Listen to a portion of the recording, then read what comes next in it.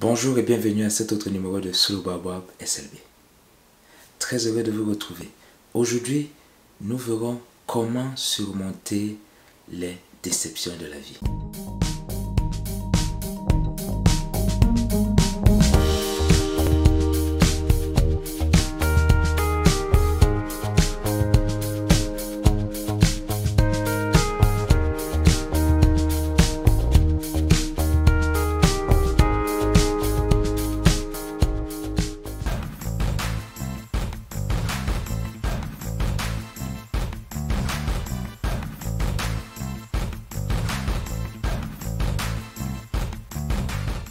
Oui, comment surmonter les déceptions de la vie?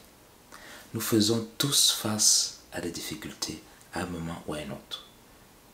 Comme difficulté, cela pourrait être la maladie ou le décès d'un proche, nos propres soucis de santé, des difficultés d'ordre financier, la perte d'un emploi, le harcèlement au travail, les difficultés des enfants à l'école, etc., etc. Que faire dans des situations aussi douloureuses? C'est ce que nous verrons dans un instant. Voilà. Que faites-vous lorsque ça va mal? Mais alors lorsque ça va vraiment mal? Peut-être la trahison d'un proche, peut-être une douleur d'ordre affective, sentimentale, amoureuse. Que faites-vous? Nous verrons tout de suite des stratégies efficaces. Et restez jusqu'à la fin parce que je vais partager avec vous un exercice qui fait toute la différence et qui fera toute la différence dans votre vie. Première attitude, première stratégie, reconnaissez que vous êtes dans l'eau chaude, comme on dit encore parfois. Reconnaissez que ça va mal. N'essayez pas de détourner le regard, n'essayez pas de jouer à l'autruche, n'essayez pas de vous enfoncer la tête dans le sable. Reconnaissez que vous avez des problèmes, reconnaissez que ça va mal. Ensuite, laissez parler vos émotions. Si vous avez envie de pleurer, pleurez. Évidemment, ne pleurez pas devant tout le monde parce que cela pourrait entraîner des moqueries et d'autres pourrait s'appuyer dessus pour vous faire encore beaucoup plus mal. Allez dans un endroit privé, auprès de quelqu'un de confiance, auprès de qui vous pouvez vous épancher, n'est-ce pas? Si vous avez envie de pleurer, pleurez. Si vous avez envie de crier, criez, mais criez au bon moment et au bon endroit, j'ai envie de dire. Confiez-vous à quelqu'un à qui vous avez confiance. C'est très important de ne pas garder là pour vous seul ce lourd fardeau de la déception, ce lourd fardeau là, des moments difficiles, des moments douloureux. Confiez-vous à une personne tout au moins, quelqu'un qui a assez d'expérience, qui aura du recul ou qui prendra du recul, et surtout quelqu'un à qui vous avez confiance, quelqu'un qui pourra vous comprendre.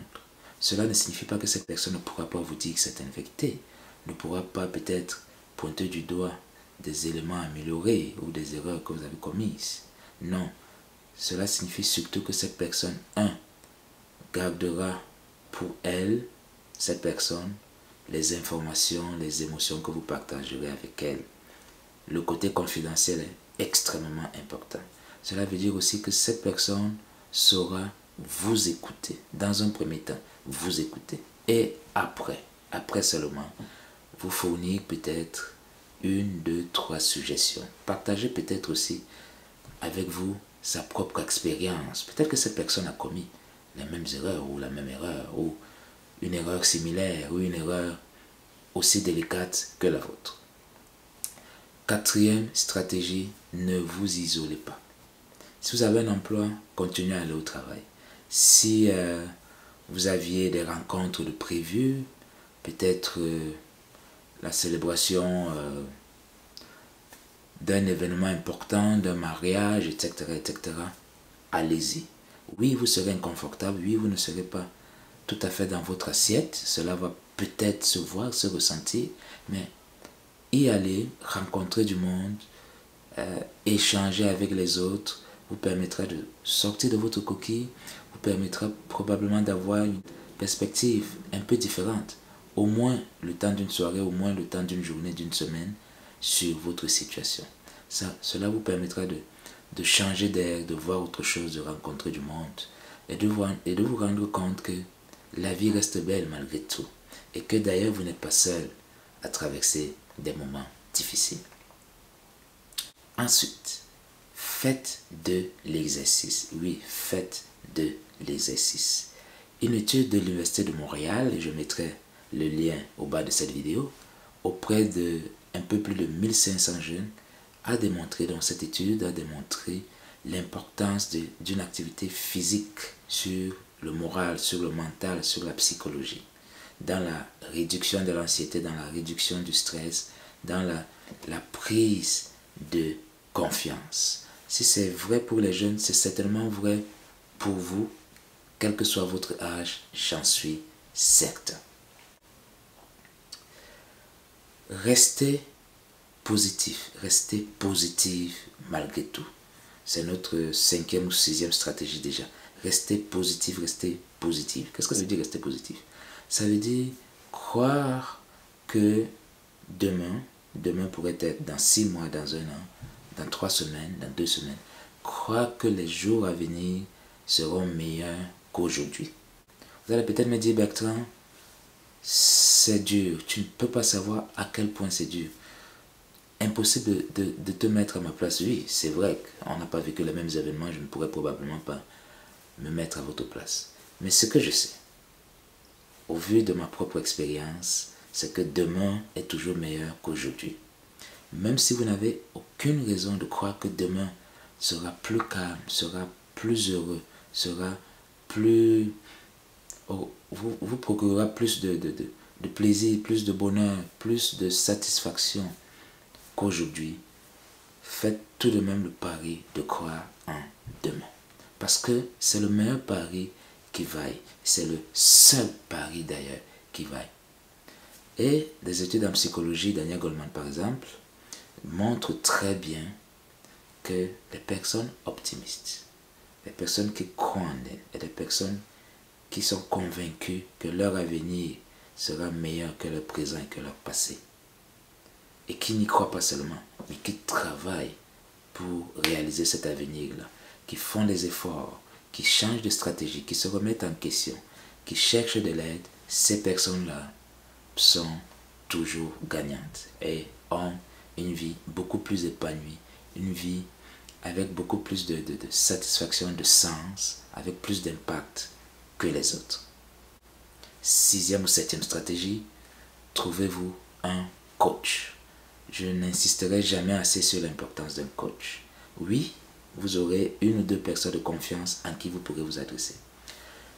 Cependant, avec le coach, vous aurez une méthodologie pour non seulement traverser ce mauvais cap-ci, mais vous aurez une méthodologie, vous aurez des stratégies que vous pourrez utiliser et réutiliser, peu importe les difficultés à venir.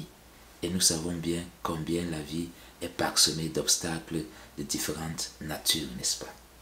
Trouvez-vous un coach, trouvez-vous un bon coach qui pourra vous guider, qui pourra vous écouter, qui pourra vous comprendre, qui pourra non pas vous donner des leçons, non, mais qui pourra vous suggérer des stratégies, qui pourra vous montrer une méthode efficace, une méthode que vous pourrez utiliser dans d'autres contextes. Voilà quelques stratégies qui, j'en suis convaincu, vous permettront d'affronter ces moments difficiles et pas seulement de les affronter, mais de les surmonter. Savez-vous que le moment difficile que vous avez vécu et que vous êtes peut-être en train de vivre en ce moment, peut-être, je ne le souhaite pas, mais cela se pourrait bien. Savez-vous que ce moment difficile pourrait être votre plus grand bonheur plus tard? Savez-vous que en tirant toutes les leçons qu'il faut, en vous faisant accompagner et en affrontant les difficultés et en trouvant des solutions efficaces à ces difficultés-là, savez-vous que cela pourrait propulser votre vie, propulser votre avenir et transformer votre vie complètement? C'est ce que j'ai appris moi aussi en traversant certaines difficultés, n'est-ce pas? avant de continuer, avant de partager avec vous cet exercice qui fera une grosse différence dans votre vie, j'en suis certain, merci de vous abonner, merci de partager cette vidéo parce que je suis convaincu que cela fera du bien à beaucoup de personnes autour de vous. Voilà, maintenant voici l'exercice. Chaque jour, chaque matin par exemple, ou chaque soir, si vous préférez, si vous avez plus de temps en soirée, prenez 5 à 10 minutes et écrivez dans un cahier, dans un calepin, dans votre téléphone, comme vous voulez. Écrivez toutes les choses positives qu'il y a dans votre vie. Écrivez tous les éléments positifs qu'il y a dans votre vie. Faites-le chaque matin. Vous pourrez écrire par exemple juste 5 choses positives, 5 éléments positifs qu'il y a dans votre vie. Exemple, vous êtes en vie. Combien de personnes de votre entourage vous avez déjà perdu? Des amis, des collègues, des membres de la famille. Combien? Vous êtes en santé. Votre santé n'est peut-être pas parfaite, elle est probablement relative, peut-être, mais au moins vous n'êtes pas hospitalisé. Au moins vous n'êtes pas sous respirateur là, pour vous maintenir artificiellement en vie, n'est-ce pas? Alors, il y a la santé. Est-ce que vous avez un toit? Oui. Alors, magnifique. Voilà notre bienfait dans votre vie. Est-ce que vous avez au moins une personne, voire plus, qui vous aime, qui pense à vous, qui vous envoie des messages, qui vous téléphone de temps en temps pour prendre de vos nouvelles? Quelle bénédiction, n'est-ce pas? Etc., etc.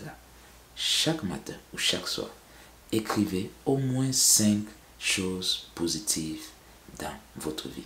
5 choses, 5 éléments pour lesquels vous êtes reconnaissante ou reconnaissant à la vie. Et si vous croyez en quelqu'un de supérieur, en cette personne, en cette entité supérieure-là. Pourquoi c'est si important cet exercice? Parce que ça vous permet de voir à quel point vous êtes riche, de voir à quel point votre vie est précieuse, de voir à quel point, n'est-ce pas, vous avez tant à offrir aux autres. Oui, d'ailleurs, une autre stratégie que je vous donne là, en plus de celle que j'ai déjà partagée, c'est à un moment donné, une fois que vous aurez traversé ce mauvais pas-là, de revenir en vous dans cette expérience-là et de partager avec les autres votre expérience, en évitant certains détails peut-être qui pourraient être gênants, qui pourraient être trop personnels, mais de partager au moins les grandes lignes de votre expérience pour aider les autres à en tirer profit.